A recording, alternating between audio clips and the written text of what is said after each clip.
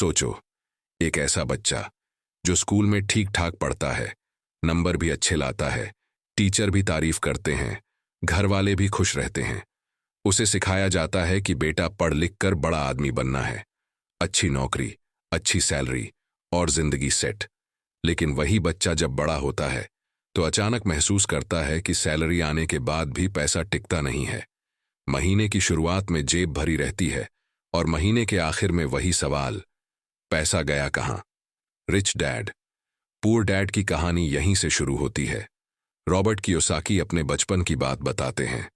उनके जीवन में दो पिता जैसे इंसान थे। एक उनके अपने पिता, जिन्हें वो कहते हैं पुअर डैड, और दूसरे उनके सबसे अच्छे दोस्त माइक के पिता, जिन्हें वो कहते हैं रिच डैड। पुअर डैड बहुत पढ़े लिखे थे, पीएचडी कर रखी थी, सरकारी सिस्टम में ऊंचे पद पर काम करते थे, समाज में इज्जत थी, नाम था, लेकिन पूरी जिंदगी पैसों की टेंशन रही। रिच डैड ज्यादा पढ़े लिखे नहीं थे, स्कूल भी पूरा नहीं किया था, लेकिन उनके पास बिजनेस था, दिमाग था और बाद में बहुत ज्यादा पैसा। यहीं रॉबर्ट के दिमाग में पहली उलझन पैदा होती है। अगर पढ़ाई ही सब कुछ है तो पुअर डैड अमीर क्यों नहीं बने? और अगर पढ़ाई जरूरी नहीं तो रिच डैड इतना आगे कैसे निकल गए? यही सवाल इस पूरी किताब की नींव है। रॉबर्ट जब लगभग 9 साल के थे तब उन्हें पैसा कमाने का शौक चढ़ा। उन्हें अच्छा नहीं लगता था कि दोस्त महंगी चीजें खरीद रहे हैं और उनके पास पैसे नहीं हैं। उन्होंने अपने दोस्त माइक से बात की। माइक ने कहा, मेरे पापा शायद हमें सिखा सकते हैं। रिच डैड ने जब दोनों बच्चों को सुना तो सीधा पैसा कमाने का तरीका नहीं बताया। उन्होंने कहा, अगर तुम सीखना चाहते हो तो पहले मेरे लिए काम करो। रॉबर्ट को लगा, चलो ठीक है, लेकिन जब काम शुरू हुआ तो झटका लगा। उन्हें बहुत कम पैसे दिए गए, लगभग कुछ भी नहीं। रॉबर्ट को गुस्सा आया। उसे लगा उसका शोषण हो रहा है। वो अपने पुअर डैड के पास गया और शिकायत की। पुअर डैड ने कहा, नौकरी छोड़ दो, कोई और काम ढूंढो, पढ़ाई पर ध्यान दो। लेकिन रिच डैड ने रॉबर्ट को एक अलग ही सीख दी। उन्होंने कहा, तुम पैसे की कमी से नहीं, पैसे की सोच से परेशान हो। यहां पहली बार रॉबर्ट समझता है कि ज्यादातर लोग काम इसलिए करते हैं क्योंकि उन्हें पैसे चाहिए। डर के कारण, डर की किराया कैसे देंगे, डर की घर कैसे चलेगा, डर की समाज क्या कहेगा। रिच डैड कहते थे, डर और लालच, ये दो चीजें इंसान को जिंदगी भर नौकरी में बांध कर रखती हैं। गरीब आदमी डर के कारण काम करता है, अमीर आदमी सोच के कारण काम करता है। यहीं से किताब का सबसे जरूरी कॉन्सेप्ट आता है, पैसे के लिए काम मत करो, पैसे को तुम्हारे लिए काम करने दो। लेकिन ये सुनने में जितना आसान लगता है, असल में उतना है नहीं। रिच डैड बच्चों को जानबूझकर कम पैसे देते थे क्योंकि वो चाहते थे कि बच्चे सवाल करें, मैं पैसे के बिना कैसे सीख सकता हूं, मैं सिस्टम कैसे बना सकता हूं। पुअर डैड कहते थे, ज्यादा सैलरी पाओ, ज्यादा सुरक्षित रहोगे। रिच डैड कहते थे, ज्यादा सैलरी तुम्हें और आलसी बना देती है। यहीं से रॉबर्ट की सोच दो हिस्सों में बढ़ जाती है। एक तरफ स्कूल और घर की सिखाई हुई बातें, दूसरी तरफ रिच डैड की बातें जो अजीब लगती थीं लेकिन सच लगने लगी थीं। फिर आता है एसेट्स और लायबिलिटीज का कॉन्सेप्ट। रिच डैड कहते थे, अगर तुम्हें अमीर बनना है तो सबसे पहले ये समझो कि एसेट क्या है और लायबिलिटी क्या है। एसेट वो है जो तुम्हारी जेब में पैसा डाले, लायबिलिटी वो है जो तुम्हारी जेब से पैसा निकाले। सुनने में सिंपल लगता है लेकिन दुनिया यही गलती करती है। पुअर डैड कहते थे, घर खरीदो, वो तुम्हारा सबसे बड़ा एसेट है। रिच डैड कहते थे, अगर वो घर तुम्हें हर महीने ईएमआई, टैक्स और खर्च दे रहा है तो वो एसेट नहीं, लायबिलिटी है। यहीं रॉबर्ट को झटका लगता है। पूरी दुनिया जिस चीज को एसेट मानती है, रिच डैड उसे उल्टा बता रहे थे। रिच डैड समझाते हैं कि अमीर लोग पहले एसेट्स बनाते हैं, गरीब और मिडिल क्लास पहले लायबिलिटीज खरीदते हैं और उन्हें एसेट कहकर खुद को दिलासा देते हैं। नई गाड़ी, बड़ा घर, महंगे कपड़े, ये सब देखने में अमीरी लगती है, लेकिन अगर ये तुम्हारी जेब खाली कर रहे हैं तो ये अमीरी नहीं, दिखावा है। रॉबर्ट धीरे धीरे समझने लगता है कि असली खेल बाहर नहीं, दिमाग में है। पुअर डैड हमेशा कहते थे, गलती मत करो। रिच डैड कहते थे, गलती से सीखो। पुअर डैड कहते थे, जो सुरक्षित है वही करो, रिच डैड कहते थे, जो सीख दे वही करो। यहीं पार्ट 1 खत्म होते होते रॉबर्ट के दिमाग में एक बात साफ हो जाती है। अगर वो वही रास्ता चुनेगा जो सब चुनते हैं, तो उसकी जिंदगी भी वैसी ही होगी जैसी सबकी है। और अगर वो अलग सोचेगा, तो शुरुआत में मुश्किल होगी, लोग हंसेंगे, लेकिन रास्ता नया होगा। यहीं से असली यात्रा शुरू होती है। पार्ट 2 स्कूल जो नहीं सिखाता, अमीर वही सीखते हैं। पार्ट 1 में रॉबर्ट के दिमाग में एक बीज पड़ चुका था। उसे समझ आने लगा था कि मेहनत और पढ़ाई जरूरी है, लेकिन ये अमीर बनने की गारंटी नहीं है। अब सवाल ये था कि अगर स्कूल नहीं सिखाता, तो फिर अमीर लोग सीखते कहां से हैं? रिच डैड कहते थे, स्कूल तुम्हें अच्छा कर्मचारी बनना सिखाता है, लेकिन पैसे का मालिक बनना नहीं। रॉबर्ट जब बड़ा हो रहा था, तो उसने देखा कि उसके पुअर डैड हर महीने सैलरी का इंतजार करते थे। सैलरी आती, फिर बिल, फिर खर्च, फिर टेंशन। और रिच डैड के यहां सैलरी जैसा कुछ नहीं था, उनके यहां कैश फ्लो था। यहीं से कैश फ्लो का कॉन्सेप्ट आता है। गरीब और मिडिल क्लास का कैश फ्लो सीधा होता है, काम करो, सैलरी लो, खर्च करो, फिर से काम करो। अमीर का कैश फ्लो गोल घूमता है, काम या बिजनेस से, पैसा से, एसेट से और ज्यादा पैसा। रिच डैड कहते थे, अगर तुम्हें अमीर बनना है तो सैलरी बढ़ाने पर नहीं, एसेट्स बढ़ाने पर ध्यान दो। रॉबर्ट ने देखा कि ज्यादातर लोग प्रमोशन चाहते हैं, ज्यादा सैलरी, बड़ा घर, बड़ी गाड़ी। लेकिन जितनी सैलरी बढ़ती है, खर्च भी उतना ही बढ़ जाता है। यहीं आता है लाइफस्टाइल इन्फ्लेशन। जैसे ही पैसा बढ़ता है, इंसान अपने खर्च का लेवल भी बढ़ा देता है और फिर कहता है, पैसा कभी काफी नहीं होता। रिच डैड इसे कहते थे रैट रेस। चूहा दौड़ता रहता है, लेकिन बाहर नहीं निकल पाता। रॉबर्ट समझता है कि नौकरी अपने आप में गलत नहीं है, लेकिन नौकरी को आखिरी मंजिल मान लेना गलत है। पुअर डैड कहते थे, एक अच्छी कंपनी में नौकरी मिल जाए तो जिंदगी सेट है। रिच डैड कहते थे, कंपनी कभी तुम्हारी नहीं होती। यहीं से रिस्क की बात आती है। गरीब लोग कहते हैं, रिस्क मत लो। अमीर लोग कहते हैं, सबसे बड़ा रिस्क है रिस्क ना लेना। रिच डैड बच्चों को सिखाते थे कि हारना बुरा नहीं है, बुरा यह है कि हार के बाद डर जाना।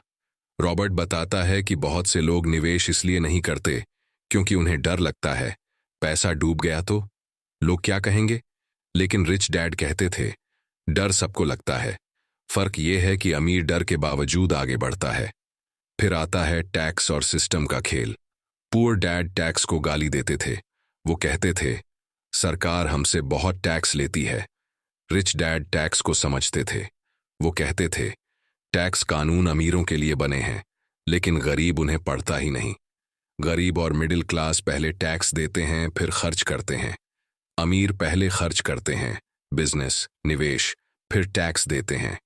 कंपनी, ट्रस्ट, बिजनेस स्ट्रक्चर, ये सब अमीरों के हथियार हैं। गरीब सिर्फ मेहनत को हथियार समझता है। रिच डैड कहते थे, अगर तुम सिर्फ मेहनत से अमीर बन सकते, तो मजदूर सबसे अमीर होते। यहीं रॉबर्ट को समझ आता है कि फाइनेंशियल इंटेलिजेंस कितनी जरूरी है। फाइनेंशियल इंटेलिजेंस का मतलब है पैसा कमाना, पैसा बचाना, पैसा बढ़ाना और पैसा सुरक्षित रखना। स्कूल इनमें से कुछ भी नहीं सिखाता। स्कूल सिखाता है, गलती मत करो, लेकिन पैसे की दुनिया में गलती सबसे बड़ा टीचर है। रिच डैड बच्चों को जानबूझकर बिजनेस में छोटी छोटी गलतियां करने देते थे, क्योंकि वो जानते थे कि असली सीख वहीं से आएगी। रॉबर्ट बताता है कि बहुत से पढ़े लिखे लोग इसलिए गरीब रहते हैं क्योंकि उन्हें सिर्फ एक चीज आती है, नौकरी। अगर नौकरी चली गई तो सब खत्म। अमीर लोग कई स्किल्स सीखते हैं, sales, communication, negotiation, system building. Rich dad कहते थे, अगर तुम्हें बोलना नहीं आता तो तुम्हें बेचना भी नहीं आएगा, और अगर तुम्हें बेचना नहीं आता तो तुम अमीर नहीं बन सकते। यहां रॉबर्ट समझता है कि पैसा सिर्फ नंबर नहीं है, पैसा एक भाषा है, और जिसने ये भाषा सीख ली वो दुनिया में कहीं भी सरवाइव कर सकता है। पार्ट 2 के अंत तक रॉबर्ट पूरी तरह समझ जाता है कि अमीर बनने का रास्ता नौकरी से नहीं, सोच बदलने से शुरू होता है। लेकिन अब भी एक चीज बाकी थी, डर, आलस और खुद के दिमाग से लड़ाई। वही आता है पार्ट 3 में। पार्ट 3, डर से आजादी, दिमाग की लड़ाई और असली अमीरी का मतलब। पार्ट 1, और पार्ट 2 के बाद रॉबर्ट को यह साफ दिखने लगा था कि असली समस्या पैसे की नहीं है। असली समस्या इंसान के दिमाग में है।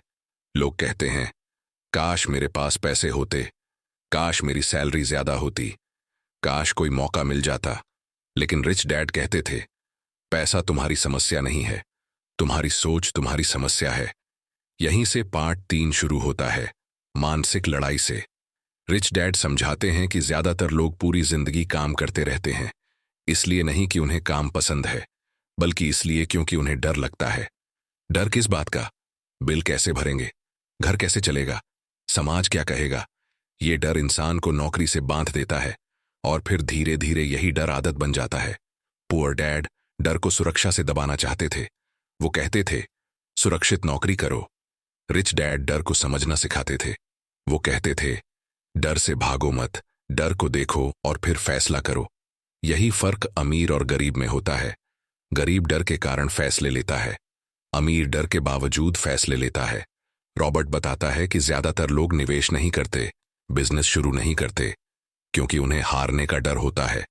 लेकिन रिच डैड कहते थे, हारना असली समस्या नहीं है, हार से कुछ न सीखना असली समस्या है। यहीं से आता है फेलियर का कॉन्सेप्ट।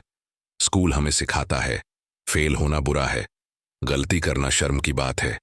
लेकिन असली दुनिया में गलती सबसे बड़ा टीचर है। रिच डैड बच्चों को जानबूझकर ऐसे काम देते थे जहां गलती की संभावना होती थी, क्योंकि वो जानते थे कि कंफर्ट जोन में कोई अमीर नहीं बनता। फिर आता है आलस। रॉबर्ट कहता है कि लोग कहते हैं, मेरे पास समय नहीं है। रिच डैड कहते थे, जब इंसान कहता है कि समय नहीं है, तो असल में वो कह रहा होता है कि ये उसकी प्रायोरिटी नहीं है। गरीब और मिडिल क्लास पहले आराम ढूंढते हैं, अमीर पहले सीख ढूंढते हैं। फिर आता है घमंड। लोग सोचते हैं, मुझे सब आता है, मुझे किसी से सीखने की जरूरत नहीं। रिच डैड कहते थे, घमंड इंसान को गरीब बनाए रखता है। अमीर लोग हमेशा सीखते रहते हैं, गरीब लोग हमेशा सही साबित होने की कोशिश करते हैं। रॉबर्ट बताता है कि उसने रिच डैड से यह सीखा कि अगर तुम्हें कुछ नहीं आता तो मान लो कि नहीं आता। यहीं से सीख शुरू होती है। फिर आती है बुरी आदतें। गरीब लोग पहले खर्च करते हैं, फिर बचत करते हैं, अगर बचा तो। अमीर लोग पहले एसेट्स खरीदते हैं, फिर खर्च करते हैं। यहीं असली डिसिप्लिन आता है। रिच डैड कहते थे, तुम्हारी आदतें तय करती हैं कि तुम अमीर बनोगे या नहीं। हर महीने थोड़ी सी भी इनकम अगर एसेट में जा रही है तो समय के साथ वो पहाड़ बन जाती है। और अगर हर महीने इनकम सिर्फ खर्च में जा रही है तो सैलरी चाहे कितनी भी हो, जिंदगी वही रहेगी। अब बात आती है सही सवाल पूछने की। गरीब लोग पूछते हैं, क्या मैं ये कर सकता हूं? अमीर लोग पूछते हैं, मैं ये कैसे कर सकता हूं? बस सवाल बदलने से दिमाग का रास्ता बदल जाता है। जब तुम कहते हो, मेरे पास पैसा नहीं है, तो दिमाग बंद हो जाता है। जब तुम कहते हो, मैं पैसा कैसे बना सकता हूं, तो दिमाग काम करना शुरू कर देता है। रिच डैड कहते थे, सवाल तुम्हारा सबसे बड़ा हथियार है। फिर आती है एक्शन की बात। बहुत लोग किताबें पढ़ते हैं, वीडियो देखते हैं, लेकिन कुछ करते नहीं। रिच डैड कहते थे, नॉलेज बिना एक्शन के बेकार है। अमीर लोग इम्परफेक्ट एक्शन लेते हैं, गरीब परफेक्ट प्लान का इंतजार करते रहते हैं। रॉबर्ट बताता है कि उसने देखा, जो लोग जल्दी शुरू करते हैं वो जल्दी सीखते हैं, और जो लोग सीखते रहते हैं वो आगे निकल जाते हैं।